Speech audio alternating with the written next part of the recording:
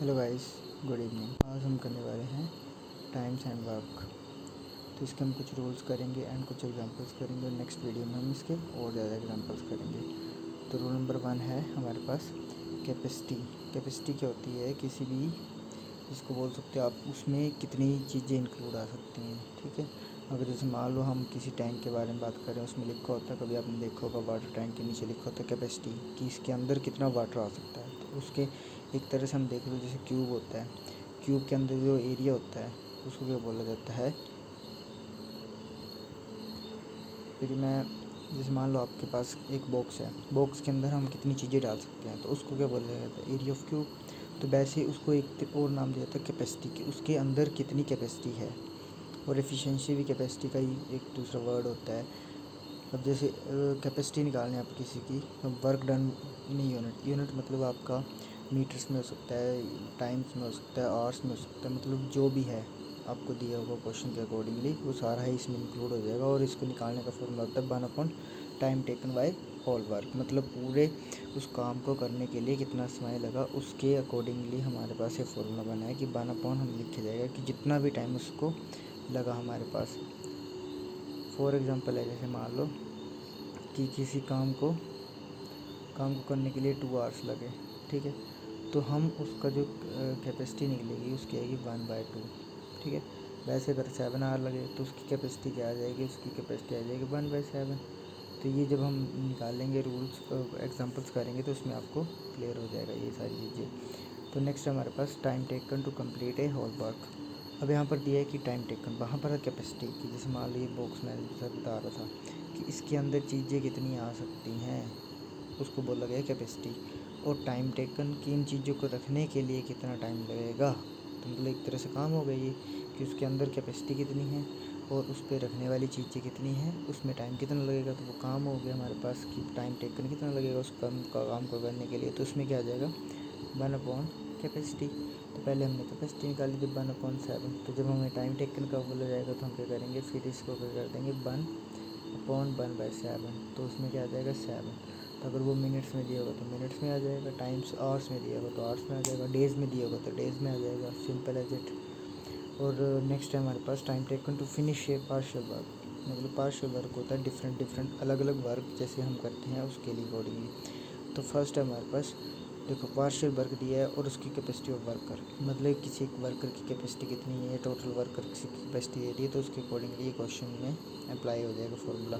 और इसमें क्या होता है कि पार्शियल वर्क भी दिया, अगर मान लो पार्शियल वर्क दिया है और टाइम टेकन दिया है, तो सिंपल सा है कि यहाँ पर हम देखो टाइम टेकन निकाल रहे हैं, तो यहाँ पर पार्शियल वर्क अपॉन क्या जाए? Capacity of workers. कैपेसिटी मतलब उन वर्कर्स की या उस वर्कर की कैपेसिटी कितनी है उस काम को करने के लिए। तो अगर मान लो हमें क्या चाहिए? पार्शियल वर्क चाहिए, तो हम क्या करेंगे? इसको इस साइड लेके जाएंगे तो मल्टीप्लाई हो जाएगा, सिंपल। अगर हमें वही चीज़ है कि अगर ये चाहिए तो ये इस साइड चलेगा और टाइम टेकन इस साइड चल जाएगा। तो इसके अकॉर्डिंगली क्या हो जाएगा? यहाँ पर हमारे पास partial work multiply by time taken to complete the work. हमारे पास क्या आ जाएगा? उस वर्क को करने के लिए कितना टाइम लगेगा उसके अकॉर्डिंगली ये हमारे पास क्वेश्चन में अप्लाई हो जाएगा। नेक्स्ट है हमारे पास if some worker finish the work. ठीक है, कुछ वर्कर हैं हमारे पास जो उस काम को फिनिश कर देते हैं, वर्किंग इट टुगेदर, उस काम को साथ मिलकर को फिनिश कर देते हैं। तो उसके लिए फार्मूला होगा हमारे पास रेशो ऑफ देयर वेजेस। तो मतलब वेजेस मतलब जितना उनको मिलता होगा या काम करते होंगे वो, और ऊपर से उसके क्या जाएगा? रेशो ऑफ देयर एफिशिएंसी, मतलब कैपेसिटी एक तरह से। एफिशिएंसी कैपेसिटी उसकी काम करने की क्षमता कितनी होती है। वेजेस मतलब जितने दिनों में करेंगे, जितने आवर्स में करेंगे, उसके अकॉर्डिंगली यहाँ पर लिखा जाएगा जिस हिसाब से क्वेश्चन पूछा जाएगा। तो क्वेश्चन हमारे पास है ये 5 rule. If some worker finish a work.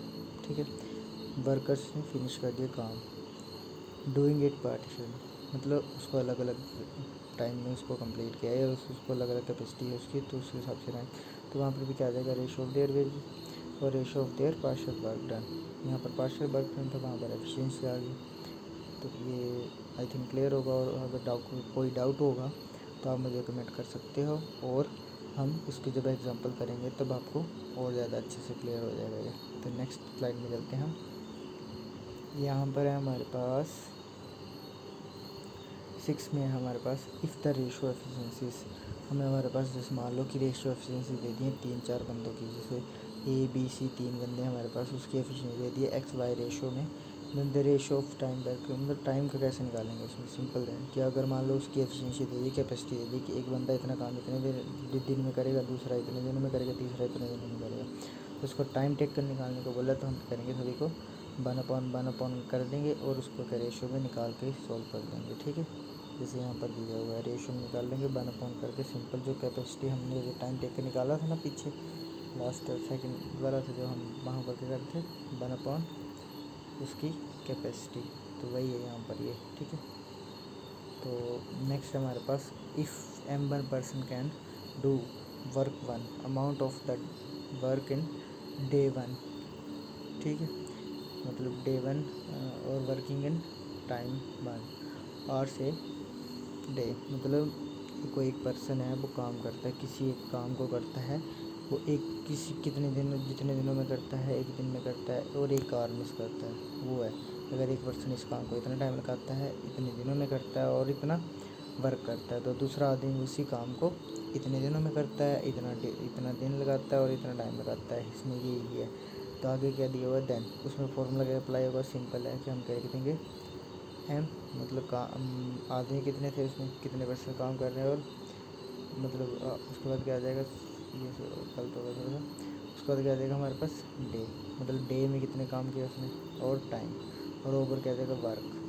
तो ये रूल बन जाएगा और इसको इक्वल टू कर देगा 1/1/1, तो इसमें क्या आ जाएगा यहाँ पर 2 डे 2 टाइम 2, मतलब सेकंड पर्सन की बात की है यहाँ पर। इनको इक्वल कर देंगे तो वहाँ से हमारे पास जो भी एक चीज़ नहीं दी होगी वो हम निकाल सकते हैं यहाँ से। क्लियर, तो हमारे पास क्वेश्चन नंबर फर्स्ट है, क्वेश्चन नंबर हमारे पास फर्स्ट है, Ram and Shyam can do a piece of work in 9 days and 15 days respectively, in how much time will they together finish this work. यहाँ पर हमें बोला गया कि राम एंड श्याम दो पर्सन हैं, वो एक काम को 9 दिन में और दूसरा उसी काम को 15 दिन में करता है रिस्पेक्टिवली, का मतलब वही होता है कि जो फर्स्ट वैल्यू वो फर्स्ट पर्सन को शो करेगी, जो सेकंड वैल्यू सेकंड पर्सन को शो करेगी। तो राम कितने दिनों में काम करता है, 9 दिनों में ख़त्म, और श्याम कितने दिनों में करता है काम, 15 डेज़ में ख़त्म करता है। ठीक है, अब यहाँ पर वही वाला, वैसे तो इसमें सोल्यूशन आ ही गया, वैसे सोल्यूशन मैंने हाइड करते हैं, बट चलो इसमें आ गया तो कोई बात नहीं, हम सोल्यूशन से क्या बता देता हूँ। अब जैसे इसमें क्या था कि राम ने 9 दिनों में काम किया, हमने स्टार्टिंग में फर्स्ट क्या पढ़ा कि एफिशिएंसी कैसे निकालते हैं हम, एफिशिएंसी सेम यहाँ पर है कि एफिशिएंसी हमने निकालनी है, या फिर इसको बोल सकते हैं आप कैपेसिटी, दोनों ही बोल सकते हैं कैपेसिटी और एफिशिएंसी। तो इसमें क्या जाएगा 1/, कितना उसको टाइम लगा, मतलब टाइम टेकन बाय दिन, तो 9 डेज़ लगे उसको। तो यहाँ से फर्स्ट की क्या आएगी 1/9, सेकंड की कितनी आ जाएगी 1/15 आ जाएगी एफिशिएंसी। जब इन दोनों की एफिशिएंसी को हम प्लस करेंगे 1/9 प्लस 1/15, तो 15 9 से हमारे पास होते हैं 45, नहीं 45 नहीं सॉरी 15, कि 3 के टेबल में आते हैं, तो 9 एलसीएम लेंगे हम सबसे पहले, तो अगर 3 से जाएगा ये तो ये 3 आ जाएगा, ये 5 आ जाएगा, 3 से जाएगा 1 और 5 आ गया, 15 15 3 से 45, तो सिंपल है 45 इसका क्या आ जाएगा एलसीएम आ जाएगा, तो 45 एलसीएम आ गया। 45 को 9 से डिवाइड किया तो कितना आ गया हमारे पास 5 आ जाएगा, तो हमारे पास 5 आ जाएगा, तो 5 से 1 मल्टीप्लाई कर देंगे तो ये आ जाएगा फर्स्ट, और प्लस सेकंड में हम कर देंगे 15 के साथ 45 को, तो 3 आ जाएगा, और ऊपर तो 1 ही है तो 1 के साथ मल्टीप्लाई, सिंपल है, यहाँ पर लिखा हुआ है 5 + 3/45, टोटल आ जाएगा हमारे पास 8/45। ये कितना आ गया टोटल एफिशिएंसी का काम आ गया। अब हमें चाहिए रिक्वायर्ड टाइम, सिंपल सी बात है कि हमें रिक्वायर्ड टाइम चाहिए, तो वहाँ पर भी करना पड़ेगा 1/, एफिशिएंसी कैपेसिटी जो हम करते थे सेकंड वाला रूल था, time taken by two work complete. ठीक है, तो उसमें एफिशिएंसी आ जाती थी, तो यहाँ पर हम देखेंगे 1/, हमारे पास वर्क कितना है 8/45, तो सिंपल है कि 45/8 आ जाएगा, क्योंकि इसका रेसिप्रोकल हो जाएगा, अपॉन के नीचे अपॉन है, डिवाइड डबल हो रहा है इसलिए रेसिप्रोकल आ जाएगा। तो ये रेसिप्रोकल क्या है, जब इसको डिवाइड करोगे तो 5 × 5/8 क्या आ जाएगा, इसका आंसर आ जाएगा। तो हम नेक्स्ट चलते हैं, यहाँ पर हाइड हो गए हैं, हम यहाँ पर क्वेश्चंस को कर सकते हैं प्रॉपरली, आपको समझ आ जाएगा। तो यहाँ पर जैसे फर्स्ट क्वेश्चन है हमारे पास, Suman can do a piece of work in 18 days। Suman है हमारे पास, वो एक किसी काम को 18 दिनों में फिनिश करती है। Find the fraction of work done by her in 12 days। मतलब हमें बोला है कि कोई एक काम है, मान लो कोई भी एक काम है, बॉक्सेस पैक करने हैं, 20 बॉक्सेस पैक करने हैं और उसमें 18 दिन लगा दिए उसने। तो अभी इन्होंने बोला है कि 12 दिनों में वो कितने बॉक्सेस पैक करेगी। सिंपल है हमारे पास। तो हमारे पास क्या है 18 दिनों में। तो पहले हम उसकी एफिशिएंसी कलेक्ट करेंगे या फिर उसने काम कितना दिया।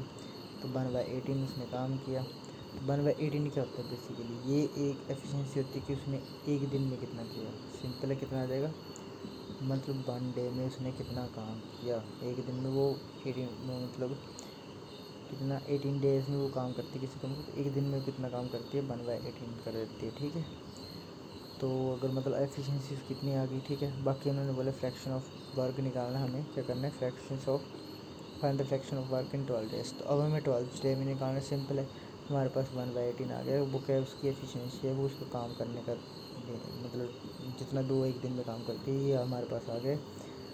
और हमारे पास 12 डे का चाहिए, तो सिंपल है 12 के साथ हम क्या कर देंगे, मल्टीप्लाई कर देंगे।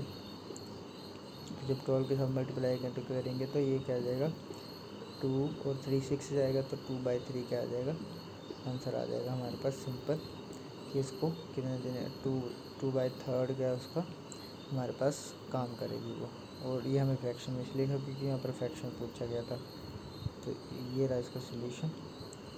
ठीक है, और नेक्स्ट हमारे पास क्या है, Sagar can do 4/9 part of the work in 28 days. अभी इन्होंने बोला कि कोई एक काम है, सागर कोई एक काम है वो पूरा फिनिश करता है कितने दिनों में, ये पूछना है इसमें क्वेश्चन में। तो पहले हमें बोला कि 4/9 पार्ट जो है वो 28 डेज़ में करता है किसी भी काम का। तो find the time taken by him to complete that work. तो मतलब उस काम को कंप्लीट कितने दिनों में करेगा, वो आ जाता है यहाँ पर कि उस काम को कितने दिनों में कंप्लीट करेगा, जबकि वो 28 दिनों में उसका 4/9 पार्ट जो है उसका कंप्लीट कर रहा है। तो सिंपल हमारे पास कि इसमें भी क्या निकाल लेंगे हम, वही वाला रिक्वायर्ड टाइम आ जाएगा हमारे पास। तो टोटल क्या आ जाएगा, मतलब टाइम टेकन। अब इसमें क्या किया, टाइम टेकन मतलब देखो पार्शली कैसे हो जाएगा, क्योंकि देखो 4/9 वो कर रहा है 28 डेज में, तो उसके बाद भी तो उसको कितना टाइम लगेगा काम करने के लिए, मतलब थोड़ा टाइम तो उसको लगेगा ना काम करने के लिए। तो वो कितने दिनों में किया उसने, मतलब ये किया थोड़ा सा काम उसने किया कि 28 डेज में। तो टाइम टेकन बाय पार्शली। ठीक है, अपॉन में क्या आ जाएगा, टोटल वर्क आ जाएगा बेसिकली, मतलब वो टोटल वर्क कितने दिनों में करेगा। सिंपल, तो ऐसे हम इसको लिख लेते हैं कि जो यहाँ पर हमारे पास क्या आ जाएगा, required time that is equal to हमारे पास जो है, मतलब उसने 28 डेज़ में क्या किया, पार्शली काम किया उसने।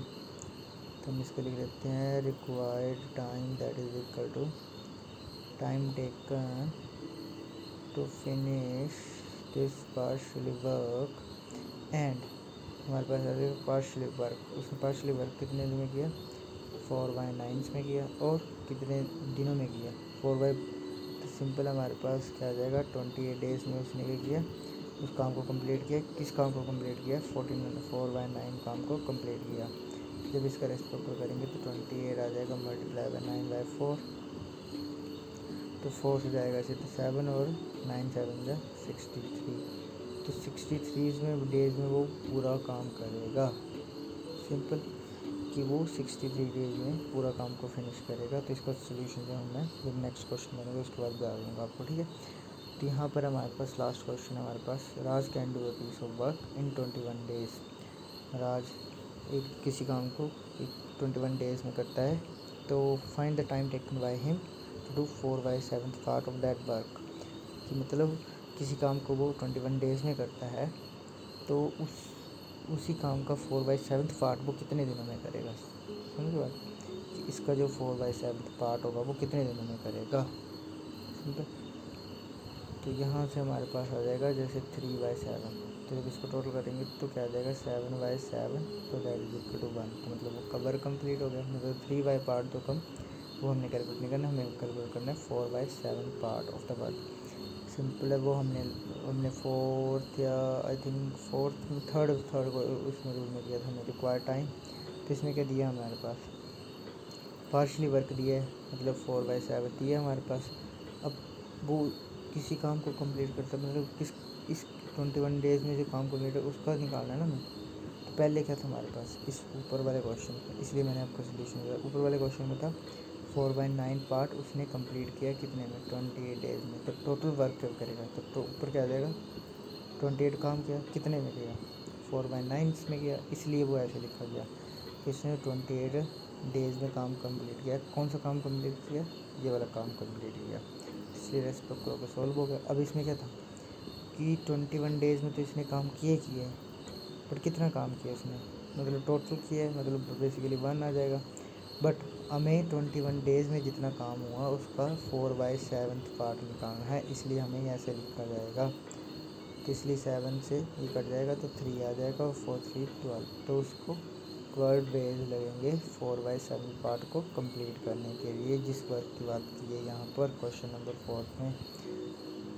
तो मैं इसका सोल्यूशन बता देता हूँ आपको। ये हमारे पास फार्मूला है यहाँ पर इसका, ये फार्मूला आपने देख लेना है, जो हमने स्टार्टिंग में किया उसी के जैसा ही है, सेम।